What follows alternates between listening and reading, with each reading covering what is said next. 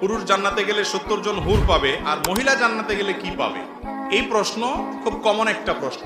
এই প্রশ্নের উত্তর ডক্টর জাকির নায়েক হাফিজাহুল্লাহ এত সুন্দর করে এত চমৎকার করে দিয়েছেন যে এটার উত্তর আসলে আর দেওয়ার দরকার নেই। এই প্রশ্ন যারা করেন তারা মূলত মহিলাকে পুরুষের মতো মনে করে ধরে তারপরে প্রশ্ন করে। ভাই, পুরুষ যেরকম অনেক মেয়ের সাথে অনেক মেয়ে তার সাথে থাকুক বা একাধিক স্ত্রী থাকুক এটার প্রতি লালসা আগ্রহ সৃষ্টিগতভাবে হয়, মহিলাদের নেচারটা এরকম না।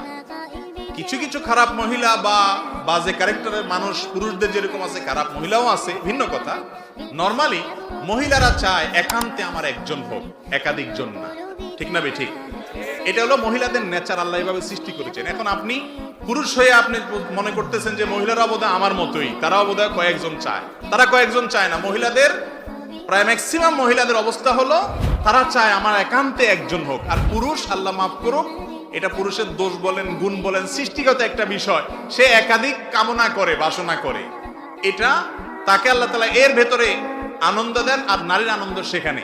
অতএব যেটা পুরুষের জন্য প্রযোজ্য হুবহু সেটা আপনি মহিলার জন্য যদি চান, তাহলে সেটা মহিলার প্রতি সুবিচার হবে না, কখনো কখনো কি হবে? অবিচার হবে। আর জান্নাত এমন একটা জায়গা, জান্নাত আজা কে আজারে নাবাসত কাছে রাবা কাছে কারে নাবাসত, ফার্সিতে একটা কবিতা আছে। জান্নাত এমন জায়গা ভাই, আল্লাহ সবাইকে হ্যাপি করে দিবেন।